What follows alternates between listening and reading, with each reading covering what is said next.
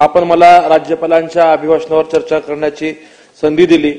त्यांच्या भाषणाला समर्थन करत असताना मी राज्याचे कर्तृत्ववान मुख्यमंत्री आदरणीय देवेंद्रजी फडणवीस साहेब, उपमुख्यमंत्री एकनाथजी शिंदे साहेब, उपमुख्यमंत्री अजितदादा पवार या त्रिशक्तींचं अभिनंदन व आभार व्यक्त करतो की ते महायुतीच्या कार्यातून महाराष्ट्र विकसित दिशेकडे वाटचाल करत आहे।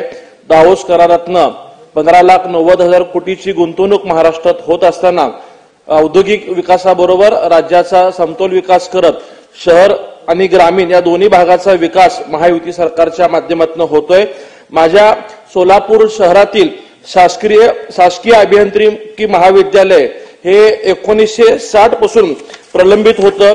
त्यावेळेस अनुकूल परिस्थिती असताना आमच्या शहरातील अभियांत्रिकी महाविद्यालय त्यावेळेस कराडला हलवण्यात आलं होतं। जवळपास 60 ते 65 वर्ष सोलापूरचा यासाठी संघर्ष होता।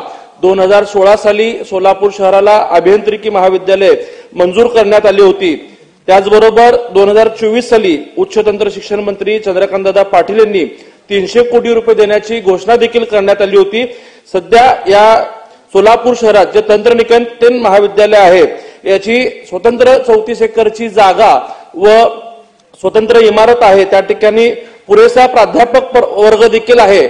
शासनाने जर पुढाकार घेतला व त्यास तत्परतेने मान्यता दिली तर जून 2025 पासून सोलापूर शहरातील अभियांत्रिकी महाविद्यालय सुरू होऊ शकतं असं तिकडच्या प्राचार्याचं व तज्ञांचं मत आहे। तर आपण शासनाला या संदर्भातून सूचना देऊन योग्य ते उपाययोजना करण्यासाठी प्रयत्न करण्यात यावं।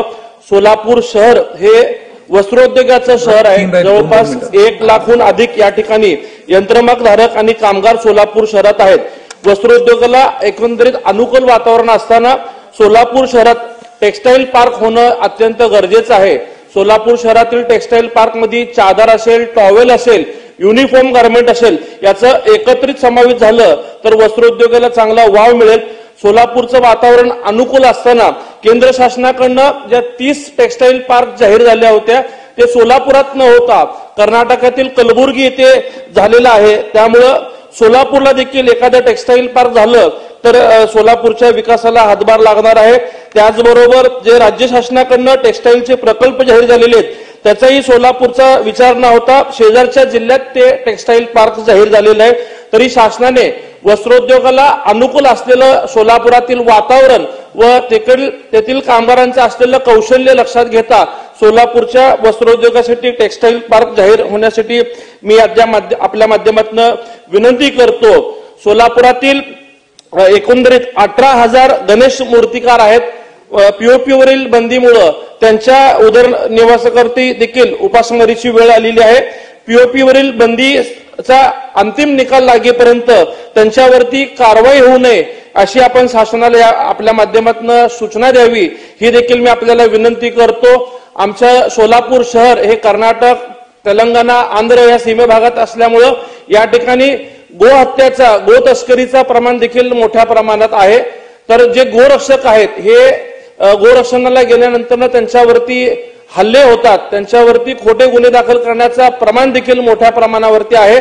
तर मी राज्य शासनाला या माध्यमातून विनंती करतो की गोरक्षणाच्या संरक्षणार्थ आपण चांगले कायदे करावे आणि जे कोणी यांच्यावरती हल्ले करतील त्यांच्यावरती गंभीर स्वरूपाचे गुन्हे दाखल करण्यासाठी देखील शासनाने प्रयत्न करावं। महायुती सरकार असतील देवेंद्र फडणवीस साहेबांच्या माध्यमातून सोलापूर शहराला आजतागायत चांगल्या पद्धतीने निधी उपलब्ध करून दिलेला आहे। आमचा पालखी मार्ग असेल, आमचा अक्कलकोट, तुळजापूर, गाणगापूर या सर्व तीर्थक्षेत्राला जोडणारे रस्ते देखील या सरकारने केलेले आहेत। पालकमंत्री जयकुमार गोरे साहेबांच्या माध्यमातून देखील आमची दुहेरी पाईपलाईन उजनीची पूर्णत्वाला येत आहे। आमच्या शहराला या सरकारने आजपर्यंत चांगल्या प्रमाणात निधी दिले त्याबद्दल मी या सरकारचं अभिनंदन करून आभार व्यक्त करतो व जे काही आणखी आमची शासकीय योजना प्रलंबित असतील ते येणाऱ्या काळात शासनाने पूर्ण करून द्याव्यात। सोलापूर महानगरपालिकेच्या अमृत 2 साठीची निधी असेल, आमच्या 100 इलेक्ट्रिक बसचा विषय असेल, या सगळ्या योजनेसाठी शासनाने आम्हास सहकार्य करावे अशी विनंती माझ्या भाषणातून करतो। या ठिकाणी थांबतो। धन्यवाद। लाईक करा, कमेंट करा आणि सबस्क्राइब करायला विसरू नका।